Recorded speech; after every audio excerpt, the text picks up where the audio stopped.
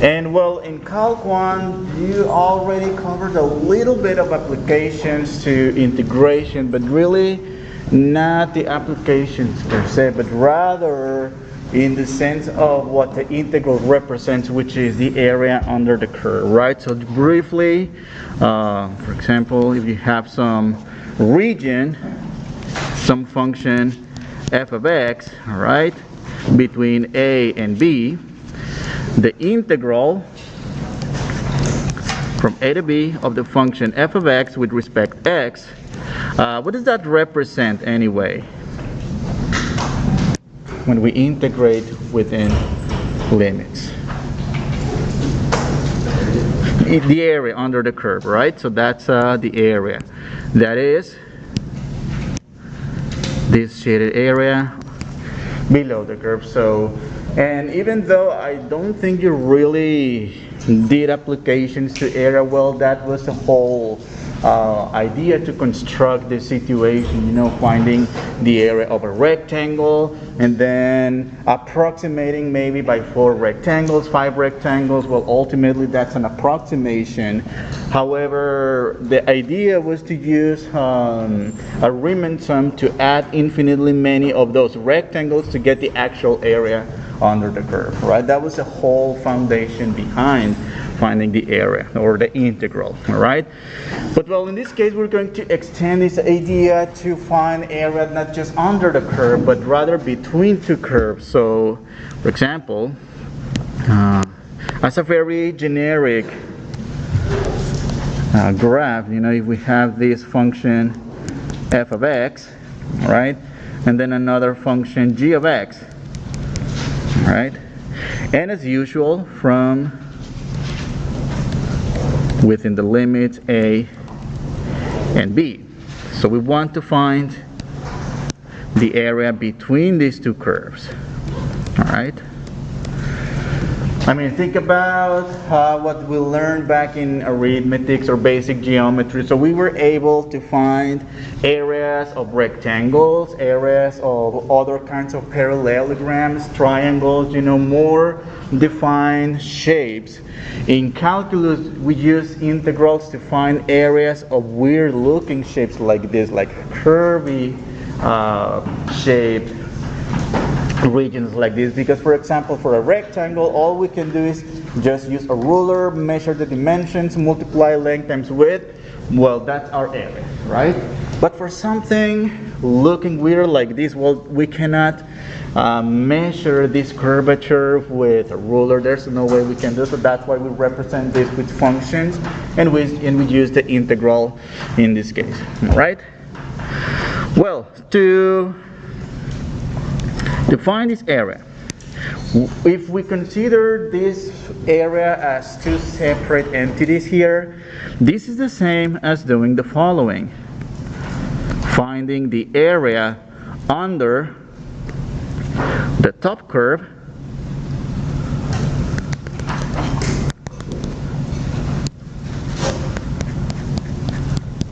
but notice we don't want this little gap in here, so what we do in this case is to subtract the area below. So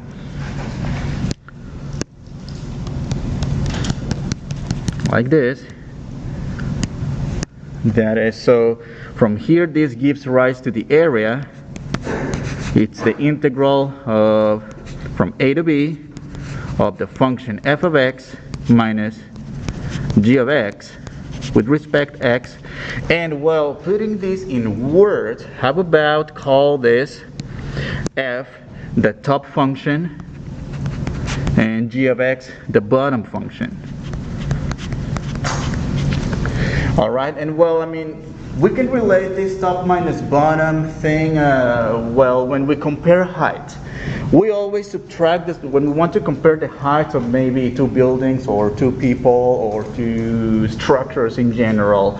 What do? We subtract the smallest height from the tallest, never the reverse. We don't, because otherwise we get negative values. So in this case, well, the top is the higher, is the taller, and the bottom is the shorter. So that's how we subtract in this sense.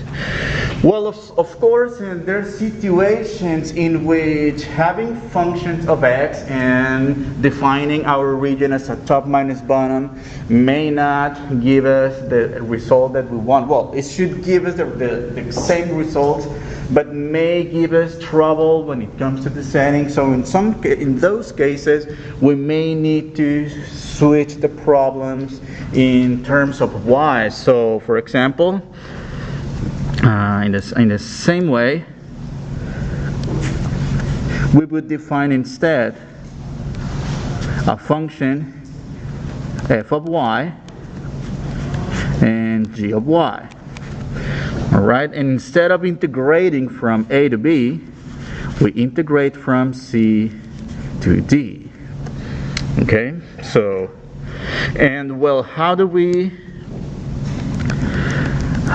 set up this integral? Well, coming back to the integral in terms of x, well, of course, what is always suggested to do every time we have an area problem is graph your functions and find the limits of integration in the case that they're not given. And my piece of advice here is draw a representative rectangle. This representative rectangle right here, it's just so we can see the limitation of which one is the top, which one is the bottom. But when it comes to having functions of y, our representative rectangle, it's not going to be top minus bottom. In this case, it's going to be a horizontal rectangle. And in this case, the integral will be defined slightly different. Basically the same form, but it's going to change. Instead from a to b, that's going to be from c to d, f of y minus g of y, with respect y rather. And in this case, well, we're not going to define the top minus bottom thing. Instead, rightmost minus leftmost. Okay, it's important to have this picture down because we're going to come back to this in the next section when we look at volumes, and especially when it comes to setting up the regions, the integrals, and further later when it comes to finding surface areas of revolution. So, well, you'll see how we're going to connect this idea with all this. All right. So how about we look at one example? Let's find the area of the region bounded above by y equals c to the x, bounded below by y equals x, and bounded on the sides by 0 to 1. So this is like a problem in which everything is very straightforward. They're telling us what's the top, what's the bottom, and they're also giving us the limits of integration. Nevertheless, it's important to sketch the region of integration. So we have the exponent, the function y e to the x, which is an increasing function, looks like this, has a y-intercept at 0, 1. And then we also have the line y equals x, which is just the diagonal line that passes through the origin. All right, so that's the region of integration, the two functions. And of course, let's bound between 0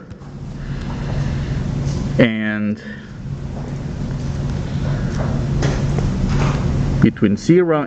1. So let's suppose this is 0, 1, 2, etc. Okay, so we want this area.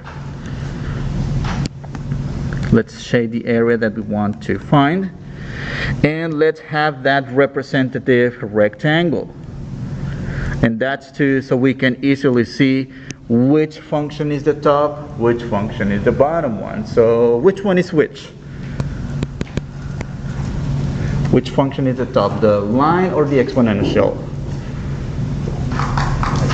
The exponential, right? So in this case, e to the x minus x, and well, with respect to x, and the limits of integration in this case, again, they're very straightforward. They're given from 0 to 1. Okay? So integrating e to the x, it's simply itself e to the x and the integral of x using the general power rule, x squared over 2, evaluated from 0 to 1. Once we get the integral of the function, the rest is just a fundamental theorem of calculus. That is, evaluate the antiderivative that we obtain at the upper limit and then minus the evaluation at the lower limit. So that's e to the first minus 1 squared over 2 minus e to the 0 minus 0 squared over 2. And well, e to the first is simply e minus 1/2, and then e to the 0, which is 1, and then this quantity is 0, so that's a minus 1. And well, negative 1/2 minus 1, that adds up to negative 3/2. Okay? So that's one example, a good example to warm up this topic, in which, well, everything is pretty much given, all the limits. They're telling us literally which is the function that bounds above, which one bounds below.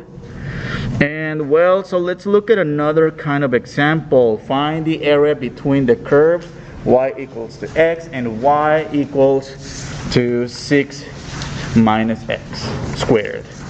All right.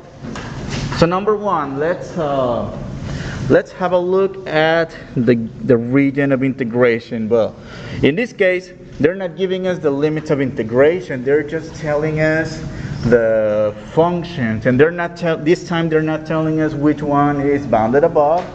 It's bounding the region above, and which one is bounding the region below. So again, let's graph. All right, y equals x. Well, that's the diagonal line. All right. What about y equals 6 minus x squared? What kind of graph is that going to give us? It's a parabola, opening up or opening down. How do we know it's opening down? It's the negative leading coefficient, right? Telling us that, okay, so let's see, and it has a y-intercept at 6. Let's say it's here. So it's going to look roughly like this. All right. So, well, in this case, even though they are not telling us what the limits of integration are, well, check this out. Did you see these points of intersection here? In this case, those are going to be the limits, because they're asking us to the area between those curves, and then, well, it's delimited by those points of intersection. And well, from here we can also see which one will be the taller, which one will be the top rather minus the bottom one. And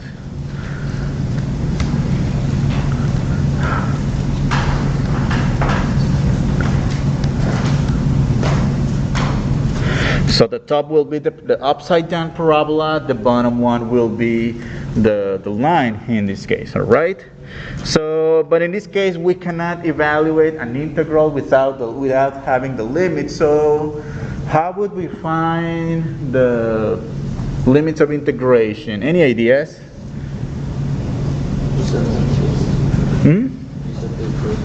Set the two equations together, right? That's how we find points of intersection. In other words, because y equals x and y equals 6 minus x squared, then we can say that x equals to 6 minus x squared. So let's set those points of intersection, those two equations rather. So intersection point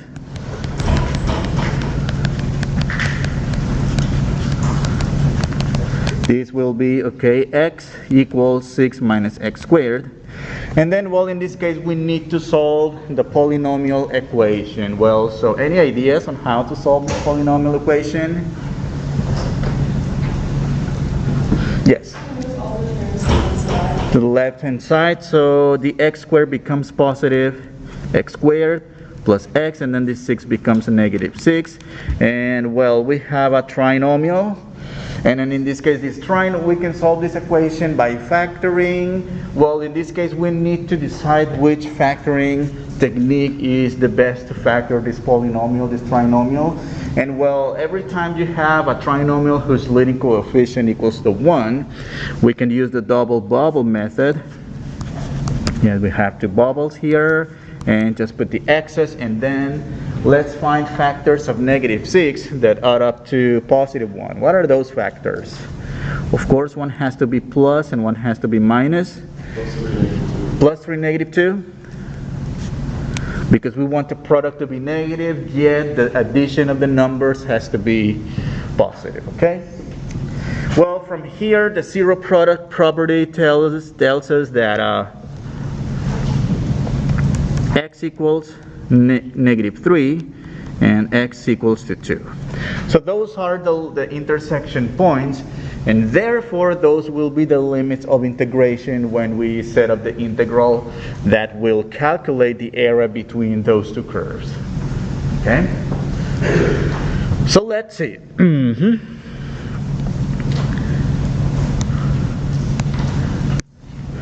The area under the curve, that's the integral from a to b f of x minus g of x with respect x, and in this case it's the integral from what's this from -3 to 2. And well, the top function is the parabola 6 minus x squared, and the bottom function is just the diagonal line y equals to x. Okay, well, let me do some highlights here just so you can see how am I setting the integral and what everything really represents. Okay, so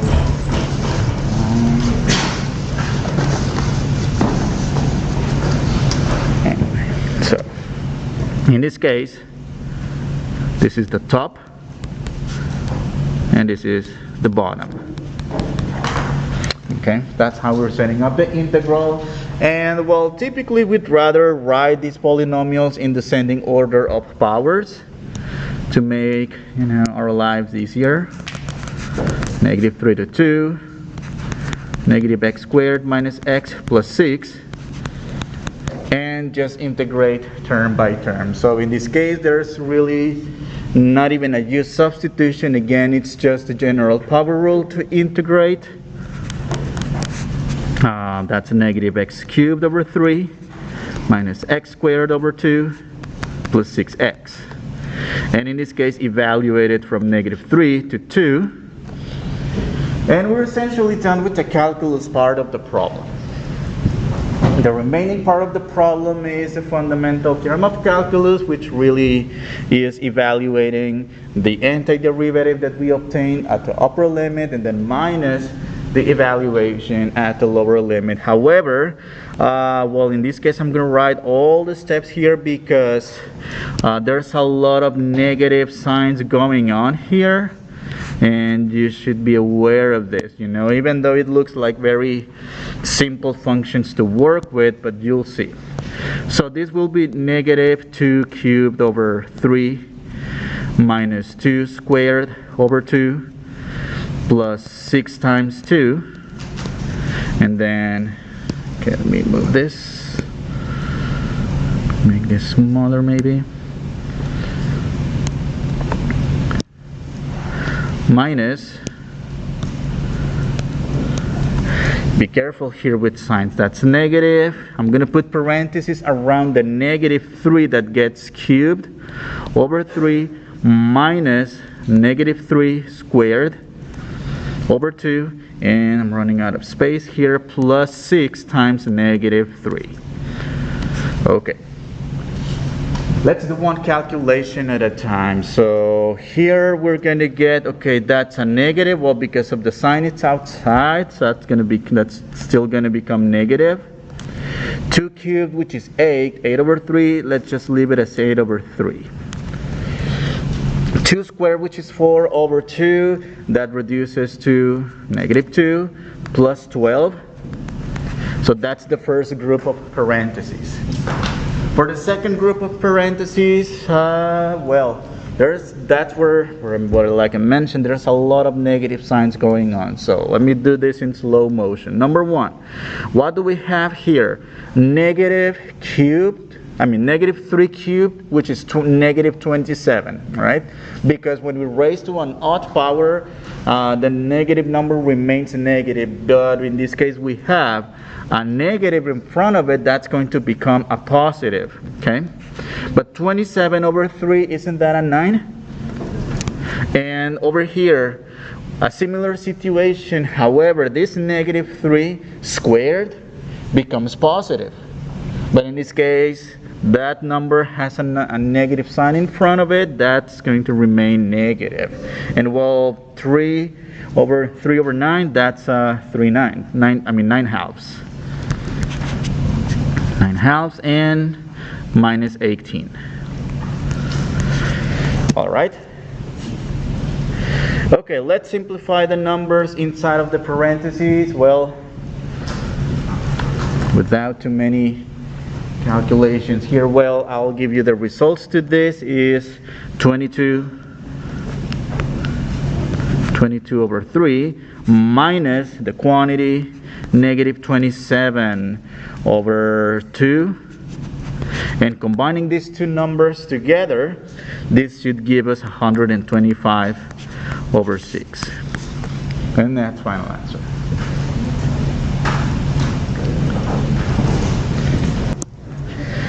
Let's move on to the next example. Find the area between the curves y equals x cubed, and y equals x. Well, it's a similar region, well, because it has the y equals x again. But in this case, they're also giving us the limits of integration. In this case, from 0 to 2. And the reason they're being very specific with this, it's because, well, you'll see how the region of integration will look like, and that specification is so it doesn't lead to any ambiguities. Okay, so for example, okay, let's start by plotting the graphs. Well, on the one hand, let's graph the easiest one. That's y equals to x. Okay, the diagonal line. And on the one hand, we have the graph of y equals x cubed. How does the graph of y equals x cubed look like? Any ideas?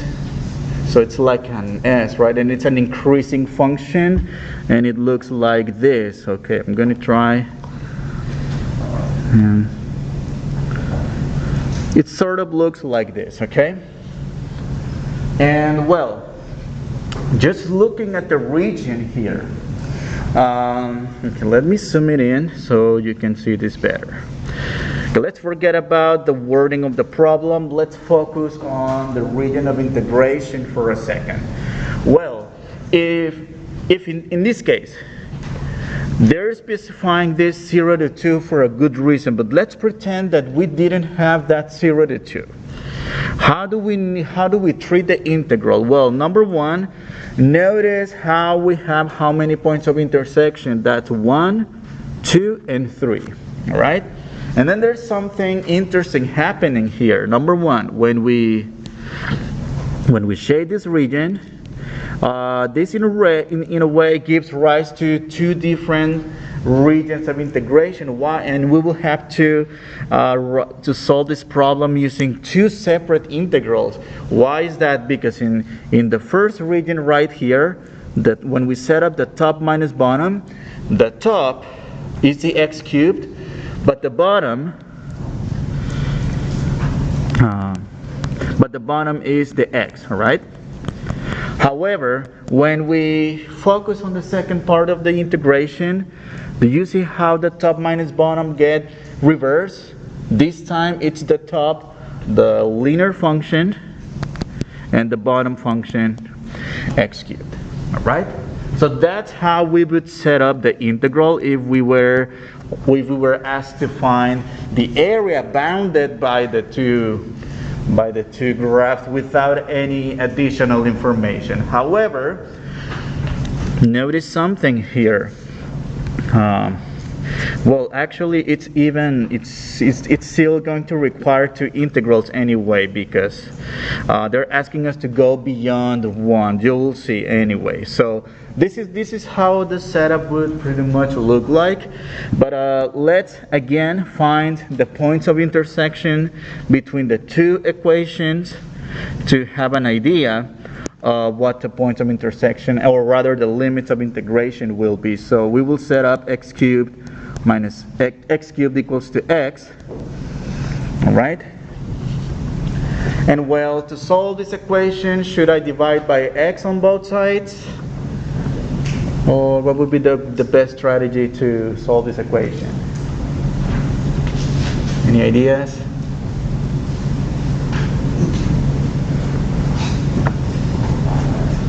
Divide by x would be fine.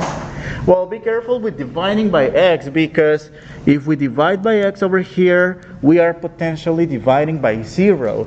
And then what happens if we divide by x? We would be ending up with x squared equals to 1, which would be a quadratic equation giving us only 2 solutions. All right? Yes? You would subtract the x over and then factor out the x. Exactly. So the issue with dividing both sides is, number one, we would be potentially dividing by 0 and missing one piece of information, because originally we have a cube. That tells us that we should have 3 solutions and not just 2.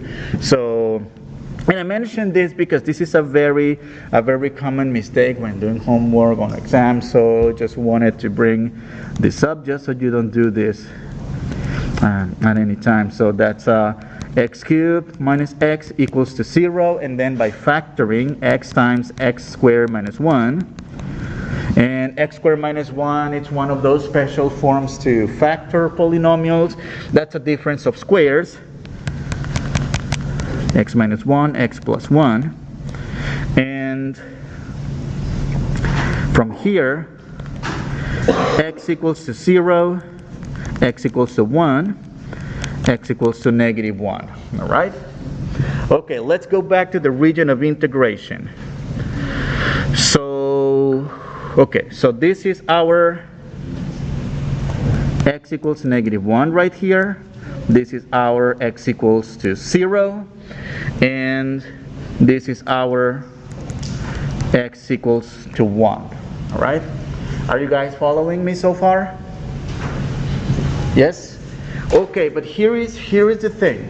They're not asking us to integrate to, okay, ultimately, number one, we can discard this part of the region of integration, because they're asking us to integrate between 0 and 2. So the area to the left of the y-axis, we don't care about it.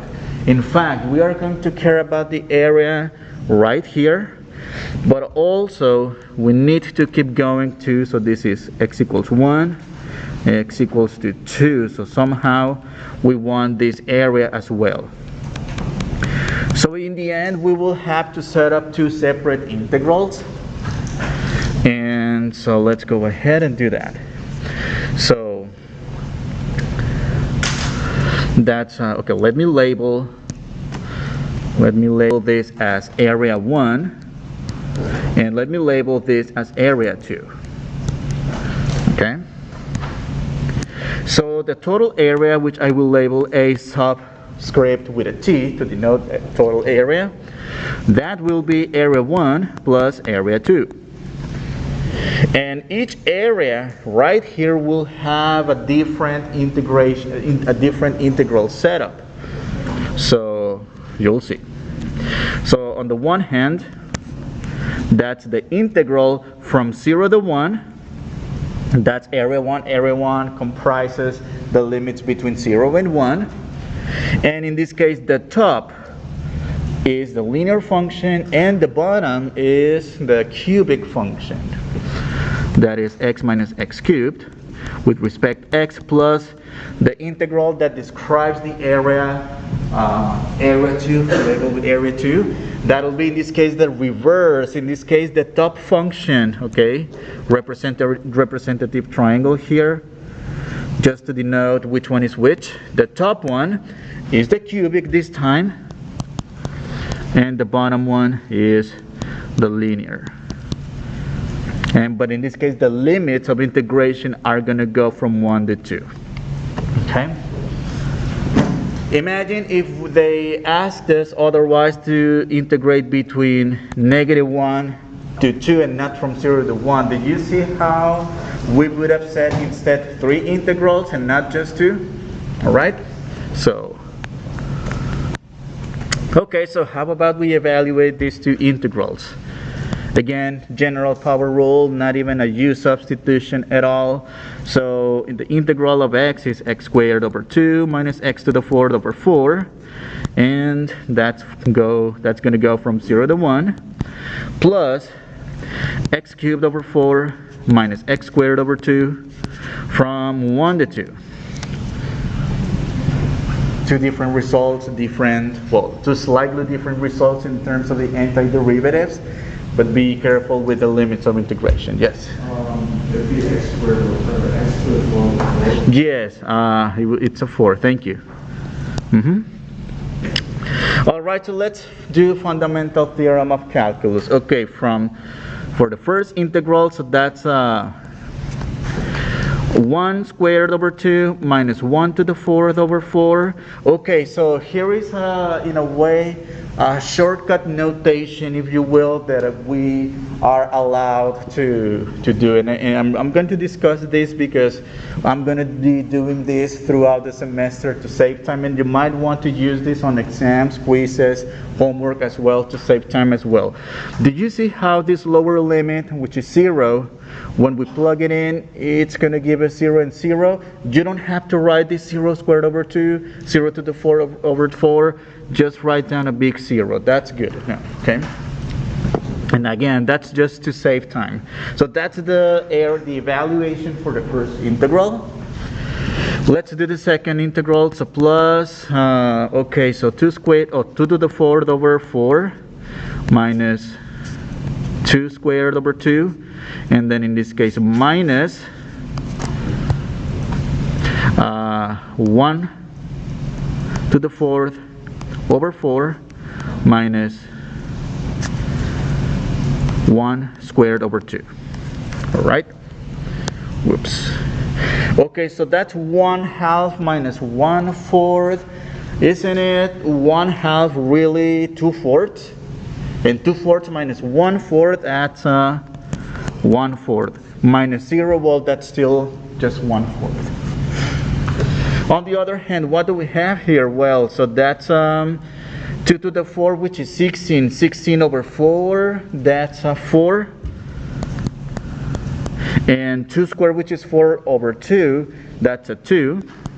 And then, careful here when subtracting this number, that's going to be minus 1/4 plus 1/2. All right. And well, so combining all these numbers together, let's just give the final answer. So that should be a 5/2. Of course, you can verify this on your calculator or anything. Okay.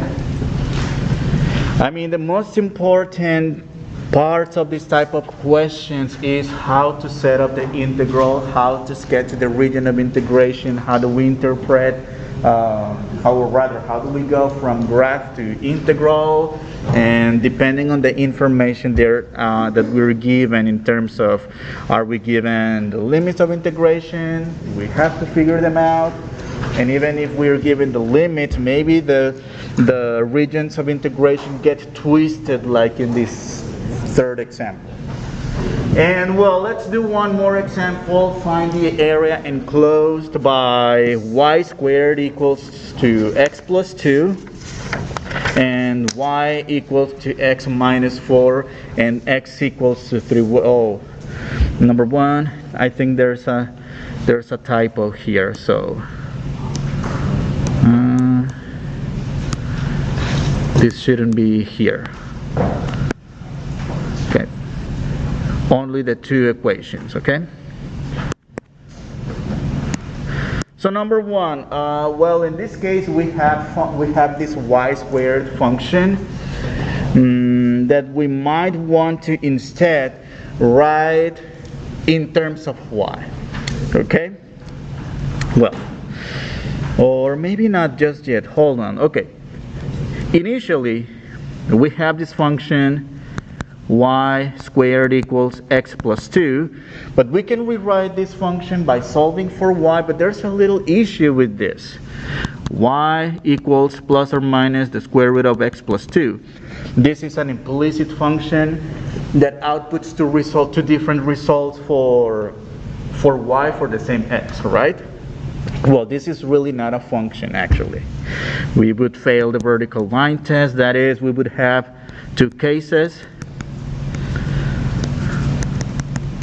And this is the square root of x and negative square root of x. So if we were to plot this function, it's a radical function shifted 2 units to the left. So it's important to get the actual function so we can get an idea of how are we going to plot these ones. So we have 1, 2, 3. Well, it's the radical function, which looks like this, but shifted 2 units to the left. But of course we also have its negative counterpart, which opens down like this. And what else do we have? Y equals to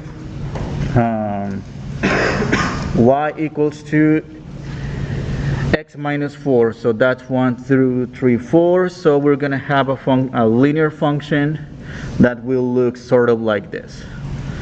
All right?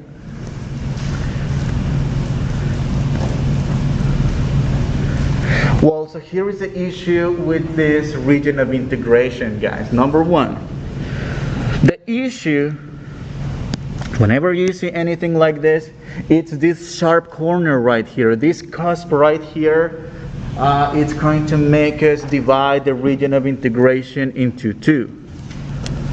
So this is area 1, area 2, okay? And well, if we set up an integral, well, I'm just going to set up the integral like this, but now I'm not going to solve the problem like this. So, for the total area, that'll be number 1, area 1 plus area 2. Okay, this would be the integral, okay, in this case, top minus bottom from... Well, okay, I'm not even going to bother finding the limits of integration, just so you can see. That's going to be the upper root, the upper radical, minus the lower radical. So that's the first integral, plus the second integral to describe the area A2. That'll be still the top radical, minus, in this case, the bottom is x minus 4. Do you see how messy the problem is? Yes? Isn't the lower function negative square root of x plus 2 that you said is subtract? Oh, right here. So, oh, yeah. So minus negative. Yes, this is what you mean, right? Thank you. Well, still, do you see how complicated this integral is? I mean, 2 integrals. I use substitution. I mean, it's no big deal. It's still a doable problem. However, we can solve this problem in a way easier way. Yes? Why did you split the areas into? Because of this sharp corner right here, and well, to find the area under the curve, it has to be a smooth curve within the limits. Otherwise, if we have like an asymptote, for example, well, for asymptotes, that's improper integrals, which will come later. But in this case, we have to have like smooth curves without any sharp corners, all right? And well, so we will have to solve the problem in a different way. So the plan B to get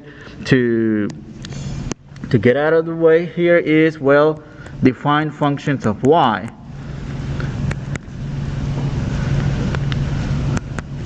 And that's x equals to y plus 4. All right?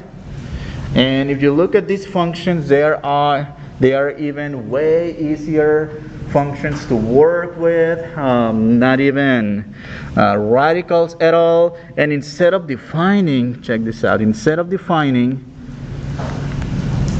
top minus bottom, we will define this time rightmost minus leftmost, and in this case the rightmost is the linear function and the leftmost is the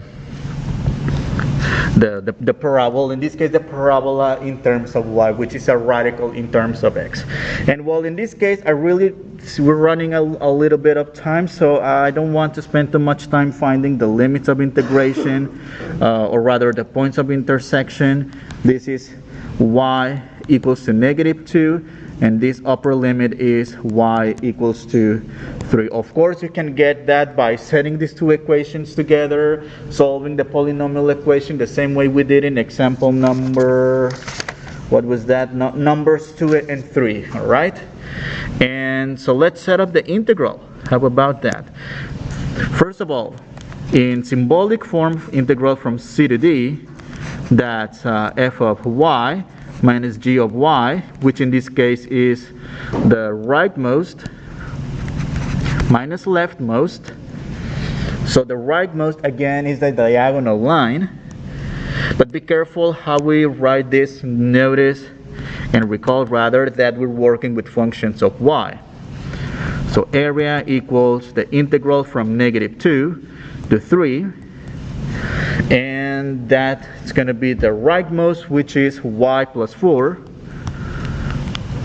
Oops.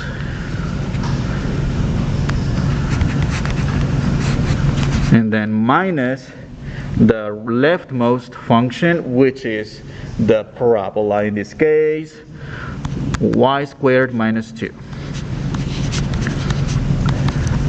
The rest of the problem is, well, combine like terms before integrate the function, and as usual integrate. Let's go ahead and do that after.